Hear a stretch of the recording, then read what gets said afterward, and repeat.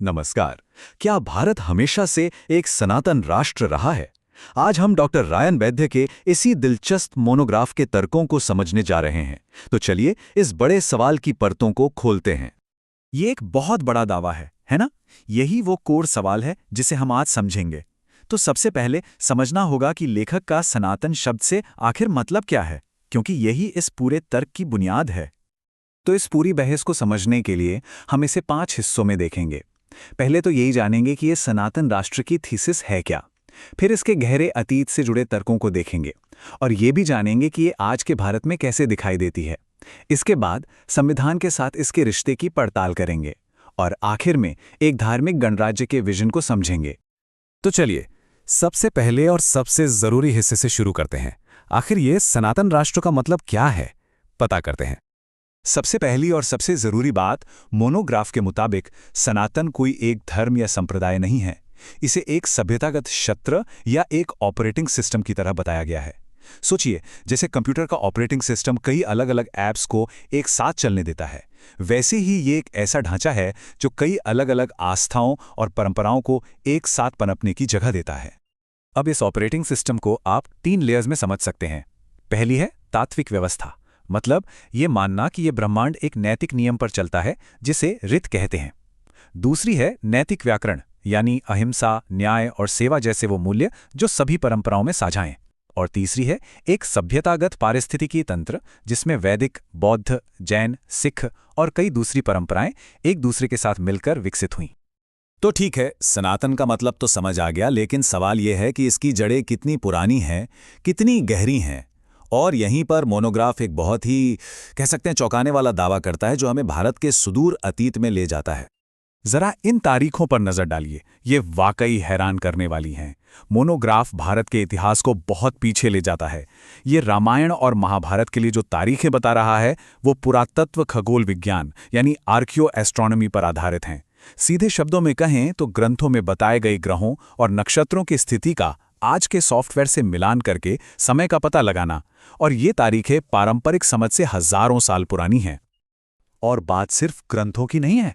लेखक इस गहरे अतीत के दावे को जमीनी सबूतों से भी जोड़ते हैं, जैसे पुरातत्व से मिले मेहरगढ़ जैसे प्राचीन शहरों के सबूत, और भूविज्ञान के सबूत भी, जैसे कि पुरा चैनल स्टडीज यानी सूखी हुई नदियों के पुराने रास्तों का वैज्ञानिक अध्ययन, जिससे सरस्वती नदी के होने की पुष्टि होती है।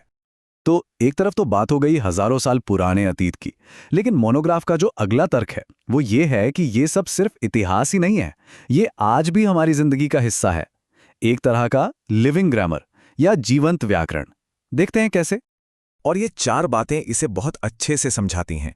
सोचिए, हमारा पवित्र भूगोल, नदियां देवी हैं, पहाड़ देवताओं का घर, हमारी रोजमर्रा की आदतें, हमारे त्योहार जो पूरे कैलेंडर पर छाए रहते हैं, और यहां तक कि हमारी भाषा, धर्म, कर्म जैसे शब्द हम कितनी आसानी से इस्तेमाल करते हैं। अब आते हैं एक बहुत ही दिलचस्प तर्क पर। मोनोग्राफ के मुताबिक भारत की इस सनातन पहचान की झलक कहीं और नहीं बल्कि हमारे संविधान की मूल कॉपी में भी थी। और ये एक ऐसी कहानी है जिस पर अक्सर लोगों का ध्यान नहीं जाता। देखिए, यहां बात हो रही है संविधान की उस पहली ओरिजिनल हाथ से लिखी कॉपी की, जिसे नंदलाल बोस जैसे बड़े कलाकारों ने सजाया था। और ये वाकई कमाल है। सोचिए, जहां फंडामेंटल राइट्स लिखे हैं वहां राम की अयोध्या वापसी का चित्र है, और जहां डायरेक्टिव प्रिंसिपल्स हैं वहां कृष्ण अर्जुन को गीता का उपदेश दे रहे हैं। तो तर्क ये है कि ये महज सजावट नहीं थी, ये जानबूझकर नए भारत को उसकी पुरानी सभ्यता से जोड़ने की एक कोशिश थी। तो यहां पर लेखक एक बहुत बड़ा कंट्रास्ट दिखाते हैं। एक तरफ संविधान की ये मूल तस्वीरें जो एक कहानी कहती हैं, और दूसरी तरफ 1976 में 42nd संशोधन के बाद आए शब्द, जब सेक्युलर और सोशलिस्ट जैसे शब्द प्रस्तावना में जोड़े गए। तो मोनोग्राफ का तर्क यह है कि इससे संविधान की मूल प्रतीकात्मक भावना और बाद में जोड़े गए शब्दों के बीच एक कह सकते हैं कि एक दरार सी आ गई। तो इस पूरे ऐतिहासिक और संवैधानिक तर्क के बाद मोनोग्राफ अपने सबसे अहम और शायद सबसे विवादास्पद हिस्से पर पहुंचता है। सवाल यह है कि आज की चुनौतियों का सामना ये सनातन ढांचा कैसे करे, और भविष्य के लिए एक धार्मिक गणराज्य का रास्ता क्या हो सकता है। लेकिन यहां आगे बढ़ने से पहले एक बात साफ करना बहुत जरूरी है। मोनोग्राफ ये स्पष्ट करता है कि उसकी आलोचना एक राजनैतिक विचारधारा यानी पॉलिटिकल इस्लामिज्म से है, ना कि इस्लाम धर्म या मुस्लिम नागरिकों से। यह फर्क समझना बहुत जरूरी है कि यहाँ बात एक राजनीतिक सोच की हो रही है, किसी धर्म या समुदाय की नहीं। तो इसके जवाब में लेखक एक 3 पॉइंट का रास्ता सुझाते हैं, जिसे उन्होंने खुले हाथ लेकिन सीधी पीठ वाला रवैया कहा है। मतलब, पहला, कानून का राज बिना किसी समझौते के लागू हो।